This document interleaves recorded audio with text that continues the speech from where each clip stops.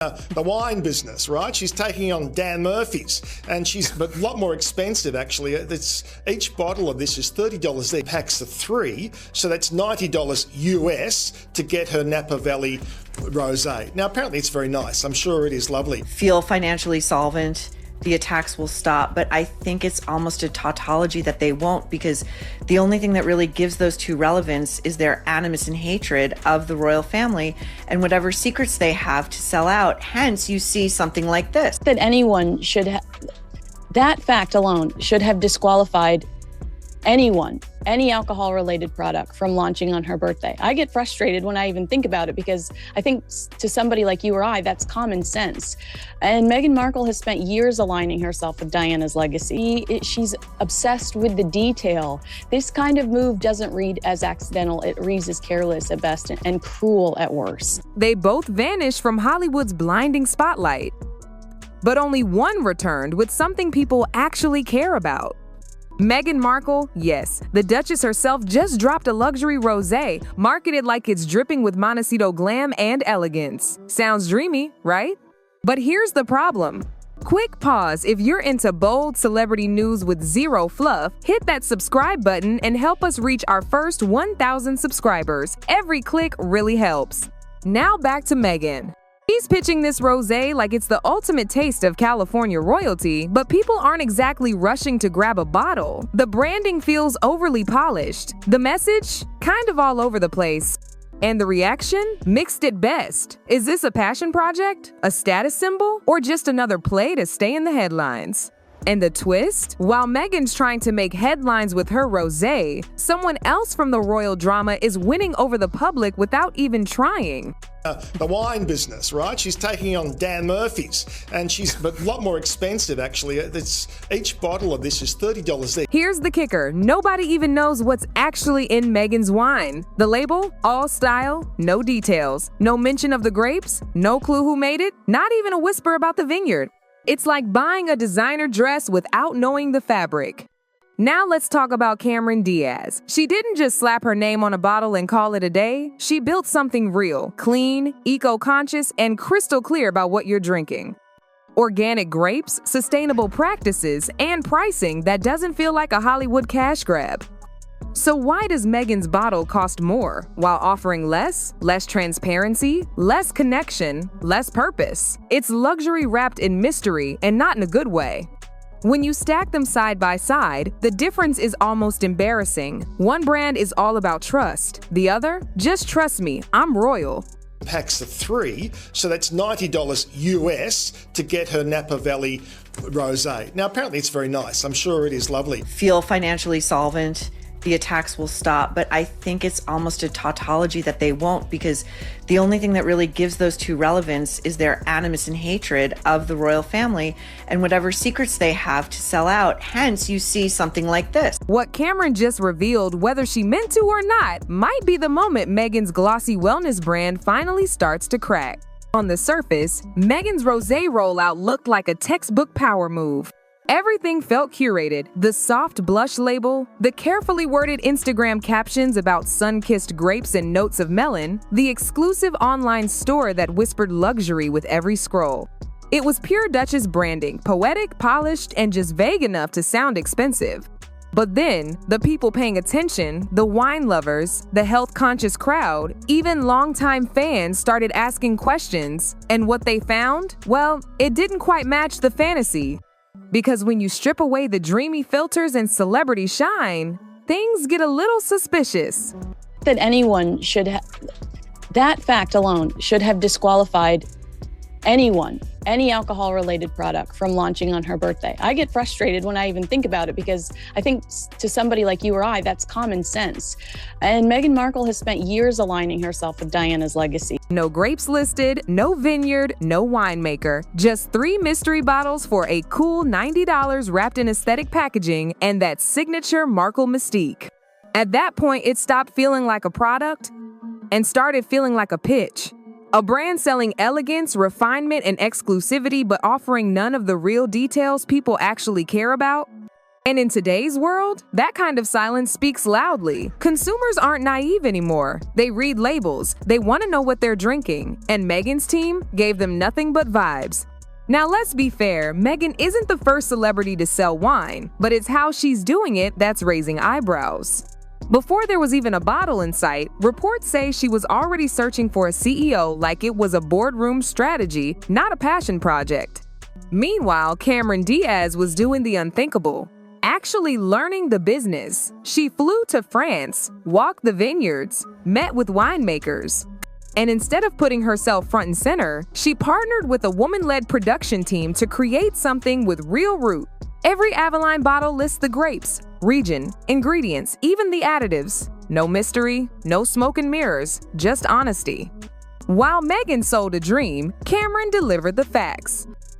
She's obsessed with the detail. This kind of move doesn't read as accidental. It reads as careless at best and cruel at worst. That contrast? People didn't just notice it, they felt it. And for Meghan, the fallout was brutal. Her brand, once whispered about like a symbol of grace and elegance, now echoed like an empty bottle polished on the outside, hollow inside. You'd think this is where the story ends, right? One celebrity nails it, the other, not so much. But nope, this goes way deeper. Because as people kept digging into Meghan's new wine brand as ever, what they found didn't just hint at a rush launch. It started to look like something far more calculated. A glossy, cash grab move wrapped up in royal sparkle. And once you realize what's missing from Meghan's bottle and what insiders are saying behind closed doors, it's clear. This isn't just a failed product. This is a branding meltdown. And it's only getting worse. Meghan's brand wasn't just vague. It was vacant. No backstory, no sourcing, no organic stamps, no winemaker insights, just some dreamy prose about sunshine and blush hues, as if that alone could justify a $30 a bottle price tag. But today's shoppers, they want proof, they want certifications, they want to know what they're drinking. And Meghan gave them none of it. Meanwhile, Diaz was out here doing the opposite, dropping real numbers. Avalon sold over 213,000 cases in 2024. That's not hype, that's market domination.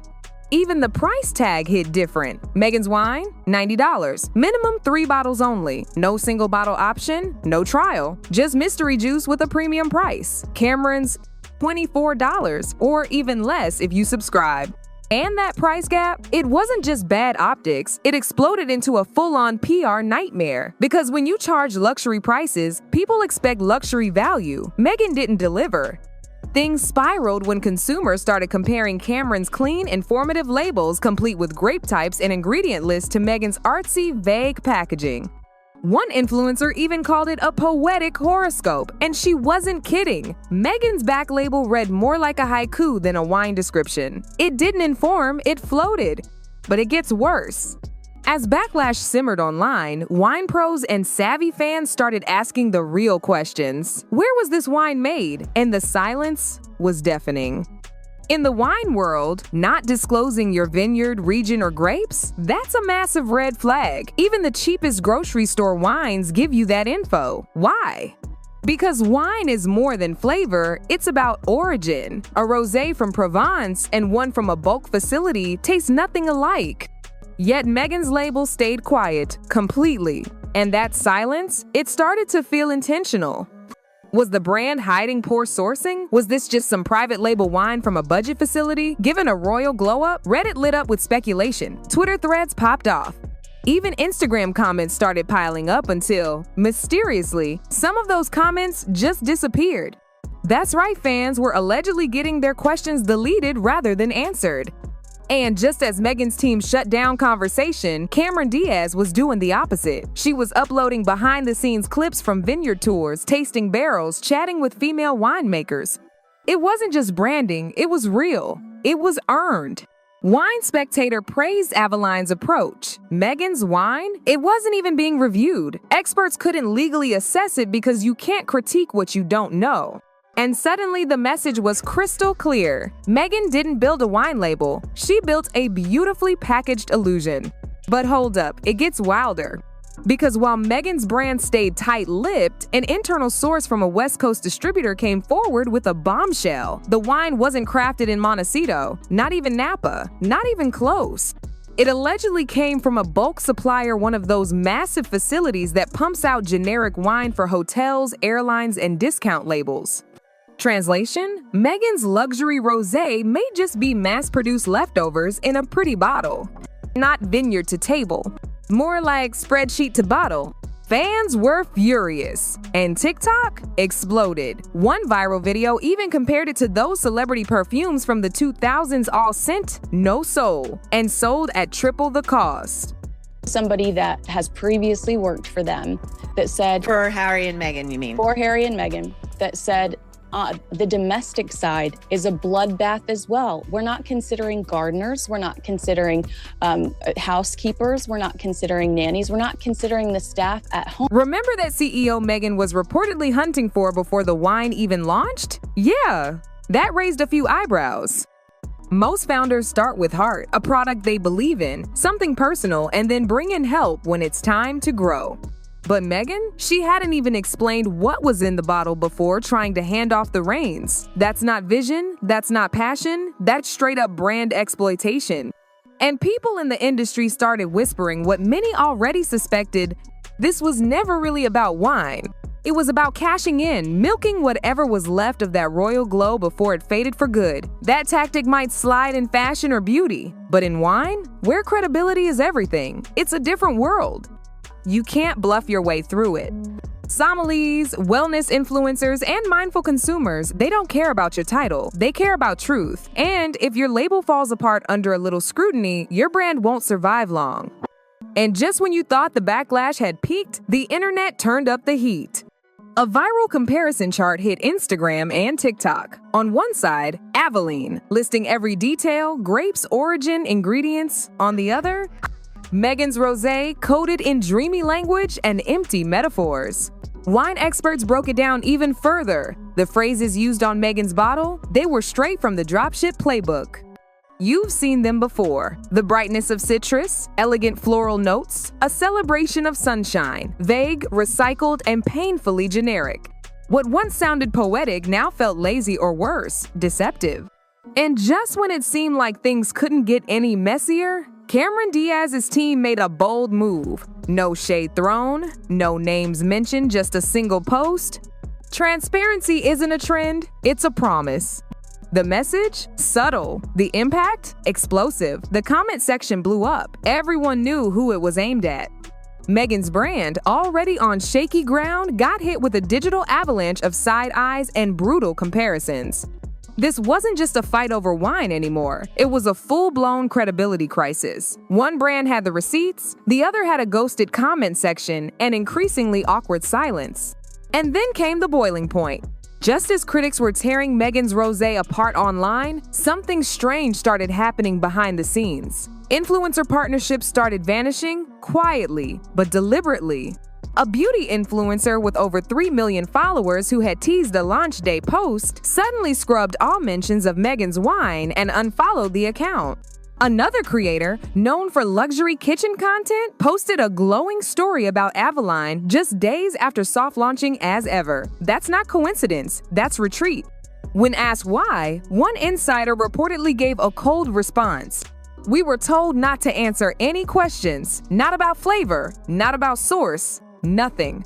In the world of influencer marketing, that's not just a red flag, that's a 4-alarm fire. If your paid promoters won't stand behind your product, you don't just have a branding issue. You've got a trust collapse. But it didn't stop there. Wine industry newsletters started buzzing. One published an anonymous tip, a celebrity wine brand under scrutiny for refusing to even disclose the alcohol content, a basic legal requirement in most countries. All signs pointed to as ever. Then came the final blow. A former wine consultant who had been approached months earlier to help develop Meghan's brand posted a cryptic message on LinkedIn. When you're asked to consult on a product that has no origin, no formulation, and no authenticity, you walk. No names, no specifics, but everyone knew who he meant. Even Meghan's loyal supporters, the ones who defended every past project, every criticism began to shift. Reddit threads that once shielded her now brimmed with skepticism. Why launch something if you won't even say where it comes from? She built a brand on authenticity. Now she won't list a single ingredient? And that's the part that hit the hardest. Meghan had spent years carefully rebuilding her image, championing truth, transparency, empowerment. She talked about misinformation. She criticized spin. She emphasized living with integrity. But this wine, this wasn't empowering. This wasn't transparent. This wasn't even properly labeled. It was a $90 a box mystery, a Montecito mirage dressed up in curated prose. And the irony, it couldn't be louder. For someone who constantly speaks about honesty in the media, when it came to her own product, one that carried her name, her image, her legacy, the truth was the one thing she never shared. Abusing my word only, or mistreating, or scolding a household employee, whether it's a domestic employee or a member of the As Ever staff. Right. So the tone is Prince Harry will. And that's the part people just couldn't swallow. Not the price tag, not even the vague sourcing. It was the contradiction, the feeling that Meghan Markle, once hailed as the Duchess of Clarity, had quietly become the Queen of Obscurity. When your personal brand preaches truth and transparency, and your actual product does the opposite, even your most loyal fans start to drift. So, what now? The woman who redefined royal image, who transformed herself into a symbol of independence, empowerment, and authenticity, is suddenly facing an uncomfortable reality. Not as a polished duchess with a voice, but as the face of a $90 product that couldn't handle basic questions. And let's be real, this backlash, it was never just about wine. It was about trust. It was about truth. It was about whether the woman who asked the world to believe in her had started selling a story instead of living it. Because today, wellness and lifestyle brands survive on one thing: authenticity. If your brand says "as ever," people expect consistency, they expect values, and above all, they expect answers. Meghan gave them none. And in doing so, she didn't just risk a wine launch, she may have cracked the very foundation of everything she's built since leaving the palace. Cameron Diaz, she didn't just win this so-called wine war, she flipped the whole script. She didn't lean on fame. She earned her success with research, transparency, and real work. She met winemakers, studied the process, and shared it all with her audience. No vague poetry, no disappearing comments, just clean, honest bottles that told you exactly what you were drinking. While Meghan's brand is now in damage control mode, Avalon is quietly flying off shelves, bottle after bottle, review after review. Real people buying real wine with real confidence. The difference couldn't be clearer. One woman tried to sell a fantasy, the other delivered reality. And the consequences are already here. Retailers are hesitating. Influencers are ghosting. Public opinion turning colder by the day. Meghan still has supporters, sure, but the sheen is fading fast. Because at the heart of all this wasn't just a failed launch, it was a moment of truth. A moment when the public leaned in and asked, "Are you really who you say you are?" And Meghan didn't answer. Not with clarity, not with confidence, not with truth. Just silence in a $30 a bottle mystery wrapped in poetic fluff. So now, we're left with one final question. In a world where everyone is selling something, how long can image alone keep a brand alive? Meghan Markle once walked away from royalty in pursuit of something real, but with As Ever, she may have shown us just how curated her authenticity really is. And Cameron Diaz, she proved something far more powerful.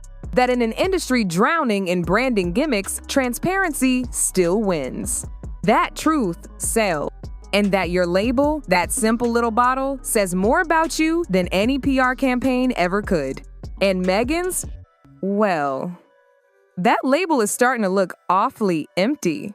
If you want more untold stories, celebrity contrasts, and truth behind the headlines, this is just the beginning.